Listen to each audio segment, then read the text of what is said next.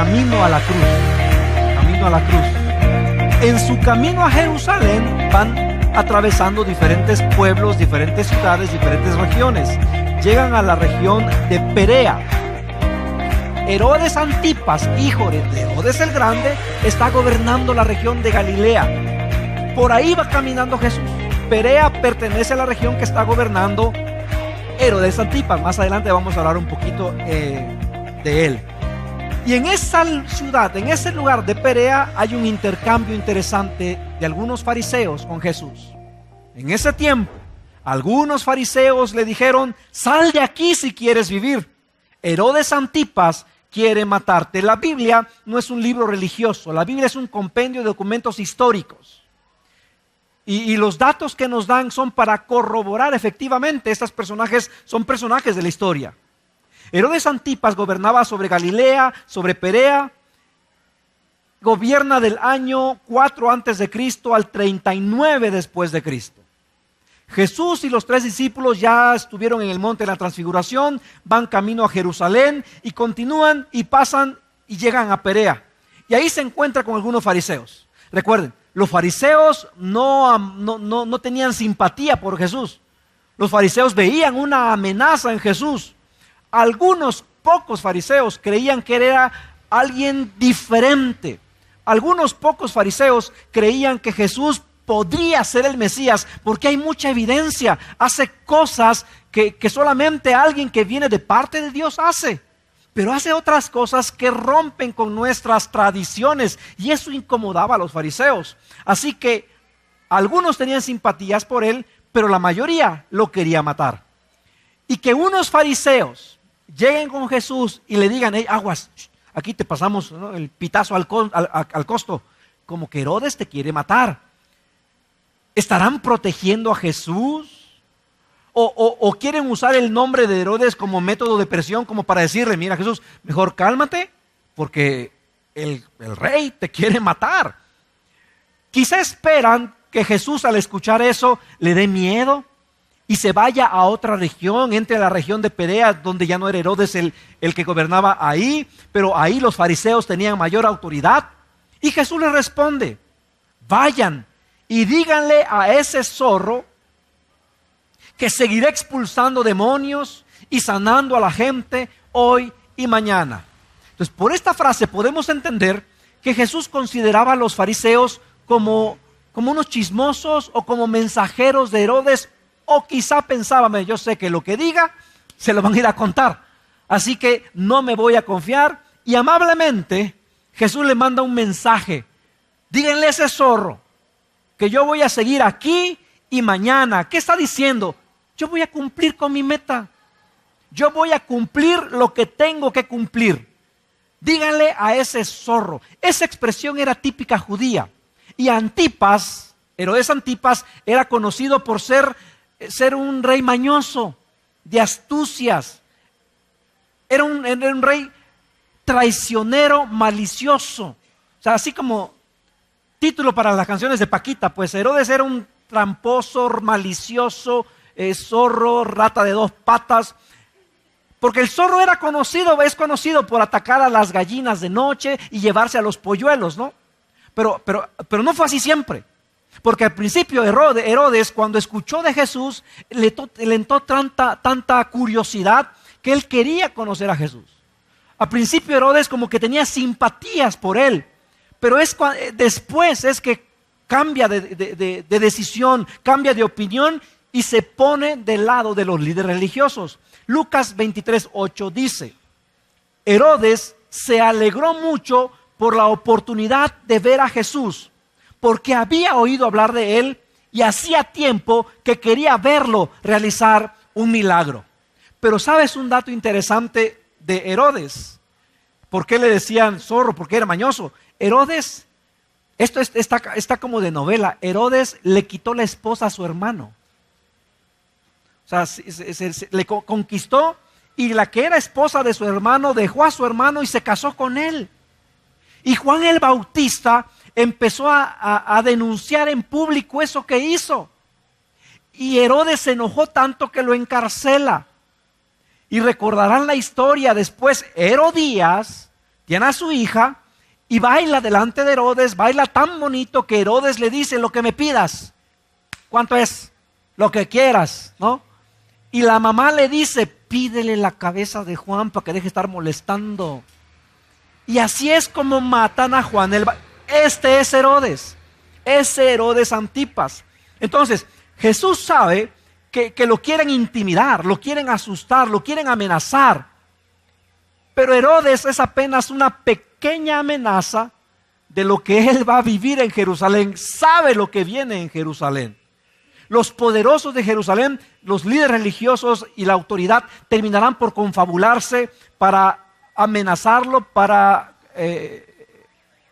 falsamente acusarlo y para perseguirlo, finalmente asesinarlo. Y después perseguirán a sus discípulos. Eso va a pasar. Pero aún con todo eso que va a suceder, Jesús, nuestro Señor Jesús, está decidido a continuar su viaje. Díganle a ese Sor que hoy, mañana, pasado mañana, continuaré echando demonios, continuaré sanando. ¿Qué nos está diciendo? No está dispuesto a parar su ministerio solo porque le incomoda a Herodes. No voy a terminar solo porque para alguien es incómodo. Además, desde ahora le declaro a Herodes que estoy haciendo. Estoy sanando y estoy haciendo el bien al pueblo. Si él quiere, puede venir y darse cuenta que no soy una amenaza política. Porque eso pensaban los líderes, que era una amenaza política. Pero ¿qué nos dice esto para nosotros? Cuando tienes una misión, cuando tienes una visión, nada puede detenerte, nada debe detenerte. Y aquí podríamos hacer una pequeña reflexión práctica. ¿Cuántos proyectos has dejado sin terminar solo porque alguien te desanimó? ¿O porque ese proyecto es difícil? ¿Cuántos libros tienes ahí pendientes, ¿no? Que ya empezaste y nada más alcancé a leer el prólogo, ya es que me aburrió. Ahora ya empecé mejor este. ¿Sabes? Tu familia puede ser un proyecto. Tu superación. El matrimonio. Dar testimonio. Si lo pusiéramos en el área terrenal, bueno, tu negocio, tu empresa. En el área espiritual podríamos decir, bueno, vivir para Cristo. Pero ¿cuántas personas se desaniman solo porque alguien más les dice: ay, ahora eres cristiano, ya te lavaron el coco, y ya como que porque te dicen eso, ya como que, sí, como que ya no quiero ir porque ya me dijeron que Herodes lo está amenazando a Jesús y Jesús le dice: mira, a mí nada me va a detener. Yo tengo una misión, yo tengo un lugar a donde voy a ir, tengo un propósito, tengo destino. Así que aunque el proyecto mismo sea complicado, yo lo voy a terminar.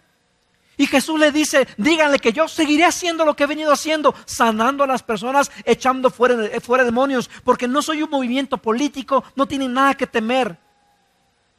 Y es una forma de decirle a Herodes, si es que el mensaje era de Herodes, era una forma de decir: ¿sabes qué, Herodes? Tú no mandas, tú no manejas mi agenda, tú no controlas mi vida. Dios es quien controla mi vida. Y al tercer día cumpliré mi propósito. Y al tercer día, continúa el verso, cumpliré mi propósito. Jesús cumplirá su misión. ¿Cuál es esa misión? Y la terminología que usa Jesús es bien interesante. Porque dicho de una forma podemos decir, bueno, su misión es llegar a la cruz y morir. Bueno, su misión es la glorificación. ¿Recuerdan la transfiguración? ¿Cómo apareció? Un cuerpo glorificado. Ese es el fin de Jesús. Pero para cumplir ese fin, el paso forzoso es la cruz, la muerte. Y Él cumplirá su propósito. En otras palabras, le está diciendo a los fariseos, le está diciendo a Herodes, te dice a ti y me dice a mí, el futuro del plan está asegurado. Mi propósito se va a cumplir. Es lo que está diciendo. El plan que yo tengo es seguro y se va a cumplir. Cumpliré mi propósito, se oponga quien se oponga. Y tú no vas a determinar. Y mi propósito se va a cumplir. Me canso ganso.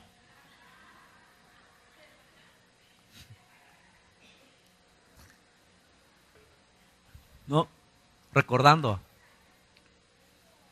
Jesús tiene que llegar a Jerusalén. Ahí se va a cumplir. Ahí mueren los profetas.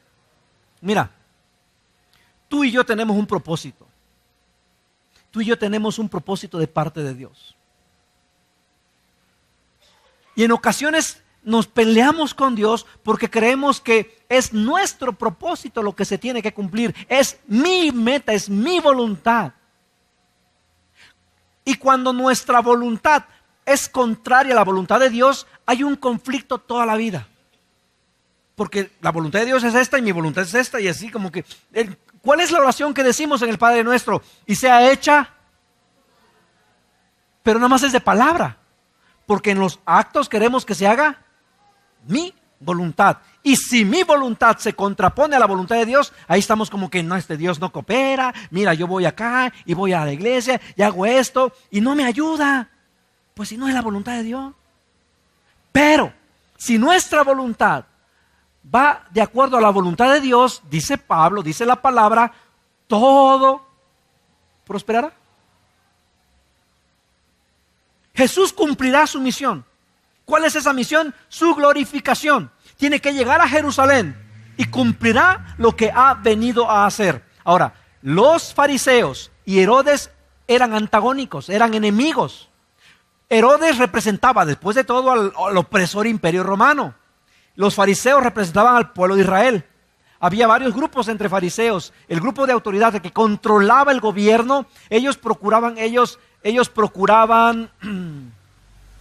llevar las cosas en paz. Había otro grupo de fariseos que eran sediciosos. Ellos decían, no, tenemos que liberarnos del yugo opresor, cueste lo que cueste.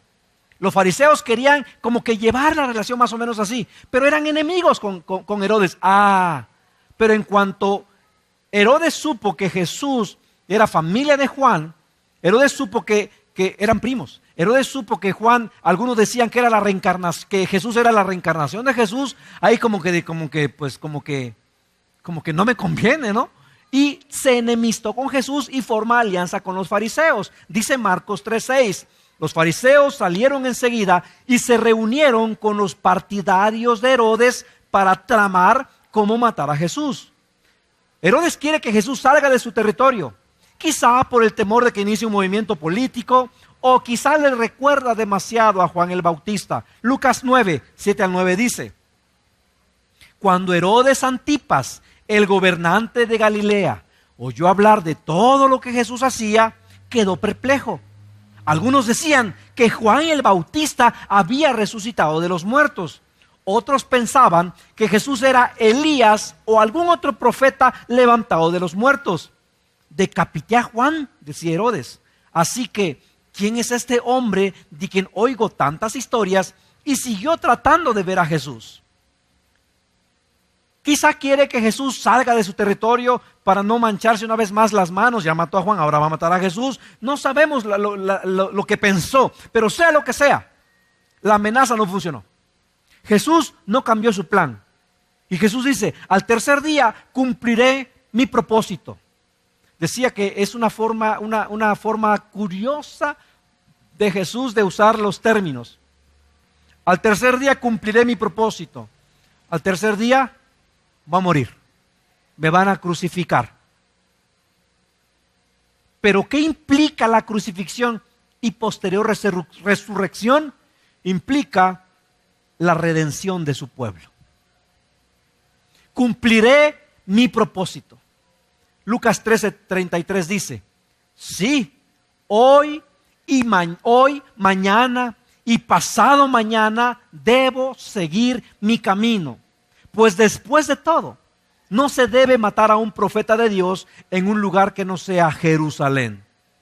El que Jesús mencione los días por segunda vez, hoy, mañana y pasado mañana, habla de su firmeza, no habla cronológicamente, no está diciendo dentro de 3 días voy a llegar a Jerusalén, porque no llegó dentro de 3 días. Está hablando de su decisión, de su firmeza de llegar a Jerusalén. Continuaré hasta cumplir mi propósito. Jerusalén, Jerusalén en el hebreo. Y Jerusalén significa lugar de seguridad, visión de paz o fundamento o posesión de la paz. Jerusalén, ciudad de paz. Antes Jerusalén se conoció como Salem. En Salem gobernaba o reinaba Melquisedec en el año 1800 antes de Cristo. La Biblia lo dice. Melquisedec, en la época de Abraham llevó sus ofrendas y sus diezmos a Melquisedec. Después, cuando Moisés sale del pueblo de Israel, Moisés muere, queda Josué, cruzan el río Jordán, llegan a la tierra prometida. Josué la conquista. Cuando Josué la conquista ya se llamaba Jebús. ¿Han leído en la Biblia los jebuseos? Bueno, así se llamaba antes la ciudad. Después llega David y David es rey. David conquista la ciudad de Jebús y le pone por nombre Israel. La ciudad de David no es más que Jerusalén y la hace la capital de Israel. No Israel, a Jerusalén. Y en esa ciudad Jesús será rechazado, simbolizando el rechazo de toda la nación. En esa ciudad Jesús llegará, será presentado y juzgado por los líderes religiosos y será ejecutado. En esa ciudad el Sanedrín, que es la máxima autoridad, se va a reunir a deliberar, van a decidir y van a condenar a Jesús, simbolizando la condenación de toda la nación. A los suyos vino y los suyos no le recibieron. Jerusalén, ciudad de paz, más bien ciudad que ejecuta a sus profetas. Verso 34. Oh Jerusalén, Jerusalén, la ciudad que mata a los profetas y apedrea a los mensajeros de Dios. ¿Cuántas veces quise juntar a tus hijos como la gallina protege a sus polluelos debajo de sus alas, pero no me dejaste? Esta es una expresión de dolor por Jerusalén. Jerusalén es la capital, el corazón, el centro mismo de la adoración judía. Simboliza el espíritu o la actitud de la nación entera. Lo que sucede en Jerusalén refleja lo que sucede en toda la nación. Y cuando Jesús repite las palabras, Jerusalén, Jerusalén, es una forma de expresar emociones intensas. ¿Recuerdan momentos en que Jesús repitió otra vez, en alguna otra ocasión, una misma palabra 2 veces?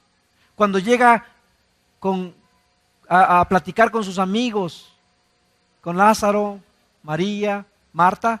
Marta, Marta, afanada estás. Cuando llama a Simón, Simón, Simón. Es una forma emocional, una forma de expresar emociones intensas, profundas. Jerusalén. Y la figura que usa Jesús de Jerusalén es interesante. ¿Han visto ustedes cómo la gallina protege a sus polluelos? En internet vi en alguna ocasión cómo una gallina sale persiguiendo a unos perritos, a unos cachorros. Pero sale porque los cachorritos andaban persiguiendo a los pollitos. Y llega la gallina y sale persiguiendo, saca a los perritos. La figura que usa es esa. Hay un futuro inminente, hay un peligro inminente. Es lo que está diciendo Jesús. ¿O acaso creen que la aflicción venidera es pura palabrería? ¿O acaso creen que el espíritu humano, una vez que uno muere corporalmente, el espíritu se queda en lo etéreo, se queda así como que navegando? ¿O acaso crees que es lo que algunas figuras dicen de las nubecitas y el angelito cachetón tocando el arpa? Hay un riesgo, hay solamente 2 lugares. Jesús les está diciendo, hay un peligro, hay una eternidad. Y yo quiero anunciarles, hay un peligro inminente. Y negarse a reconocer esa realidad los llevó a no escuchar a Jesús. Pero el segundo detalle que nos da, hay un peligro inminente, pero hay una forma de escapar de ese peligro inminente. Y la forma de escapar no llegó en la figura de un león o un águila.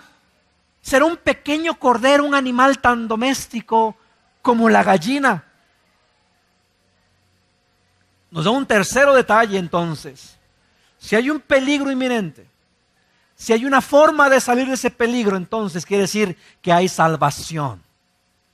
Que la salvación está disponible, pero no se va a obligar.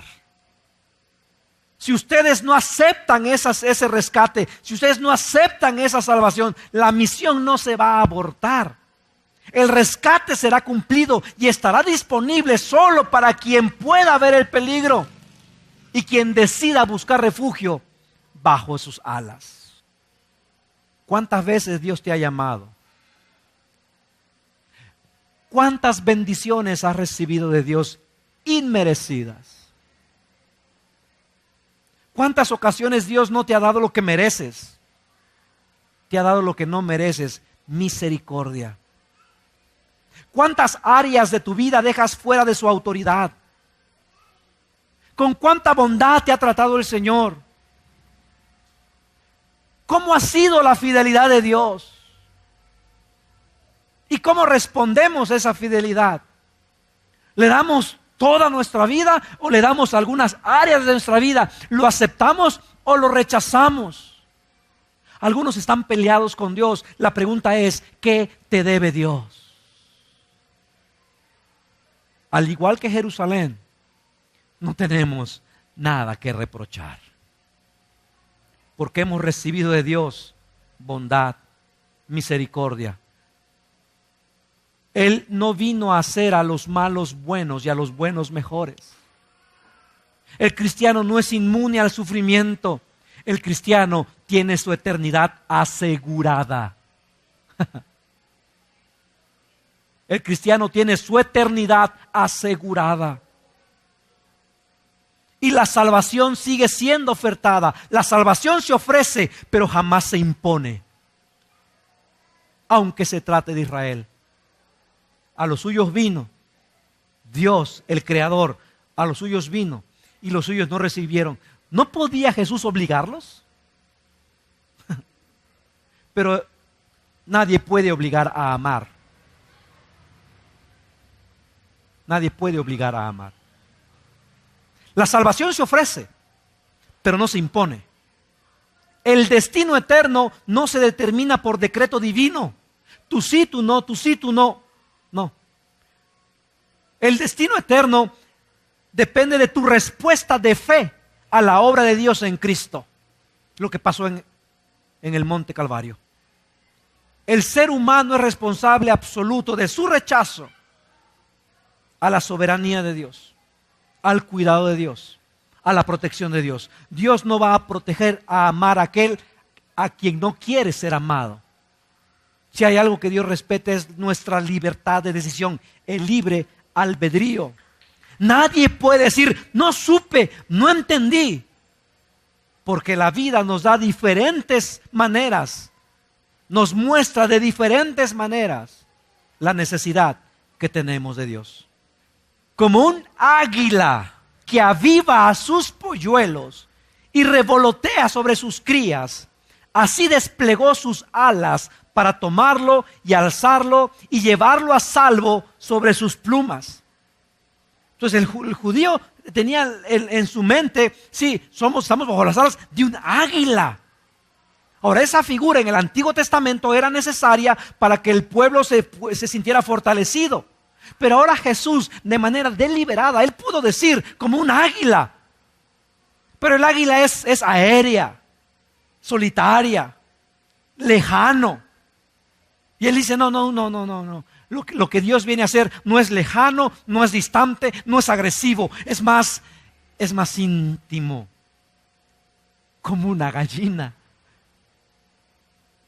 Y ahora mira, tu casa está abandonada.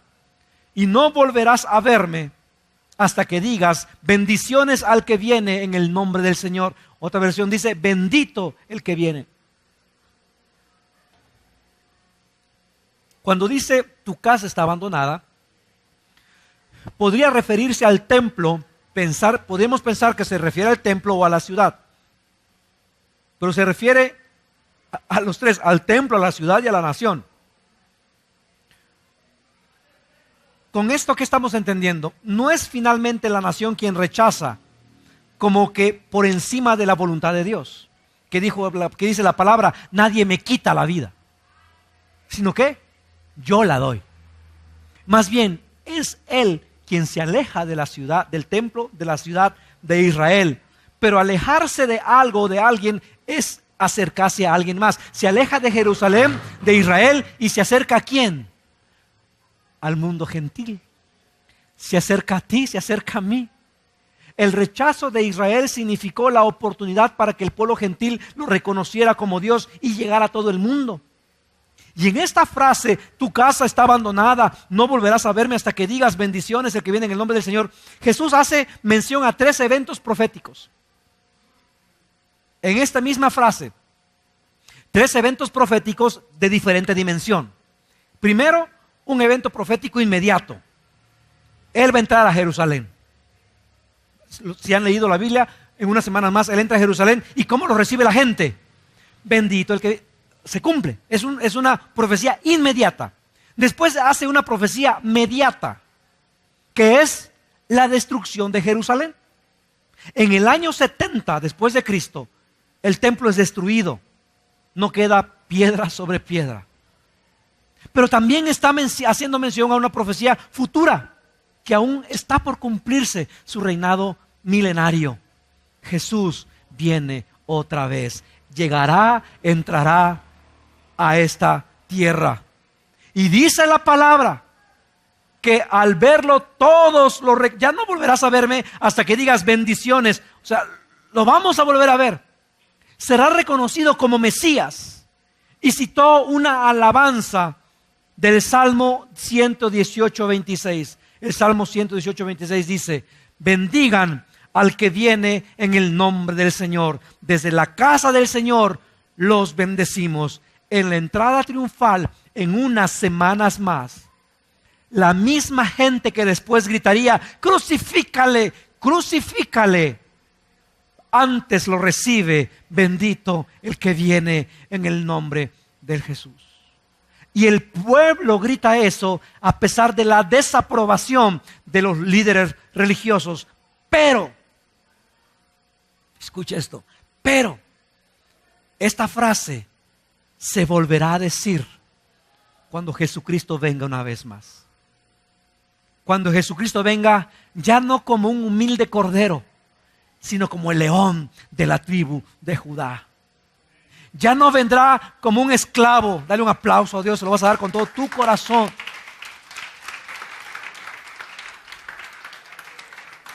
Ya no vendrá como un esclavo, vendrá como el Rey de Reyes. Después de lo que conocemos como la semana de la pasión, Jesús no se revela públicamente a los judíos, sino hasta su segunda venida. Y en esta breve escena en Perea, esa oportunidad especial para los judíos se fue. Pero por ese rechazo fue posible la salvación para toda la humanidad. Y cuando Cristo venga una vez más, dice la palabra, todo ojo le verá. Dice Apocalipsis 1:7. Miren, Él viene en las nubes del cielo y todos lo verán.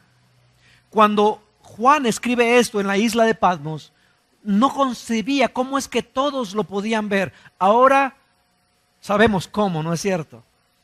A través de los satélites, la comunicación, todos lo vamos a ver. Todo ojo lo verá, incluso aquellos que lo traspasaron. Y todas las naciones del mundo se lamentarán por él. Sí, amén. Jesucristo viene otra vez. Y los que reconocieron su sacrificio en la cruz y lo aceptaron como Salvador, lo aclamarán llenos de alegría. Y los que lo rechazaron, lo aclamarán a regañadientes, con remordimientos. Su regreso será majestuoso. tan majestuoso que todos sentirán el impulso de rendirle homenaje. Y esta breve escena podríamos terminarla con una pregunta. ¿Estás listo para recibirle como Señor, Salvador y Rey? ¿O lo podemos recibir como una afirmación? ¿Estás listo para recibirle como Señor, como Salvador, como Rey? La decisión es tuya. No será impuesta. No será por capricho divino. Será por todo aquel que tiene oídos para oír.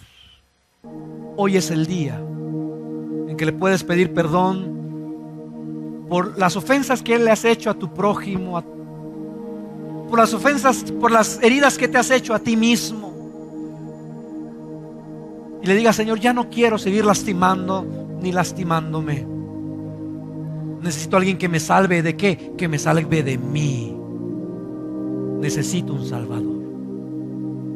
Y allí en tu lugar le digas: Padre, te pido perdón. Y hoy te reconozco en mi vida. Que hagas en mí lo que tengas que hacer. Que me perdones. Y que tu Espíritu Santo haga en mí lo que yo no puedo hacer.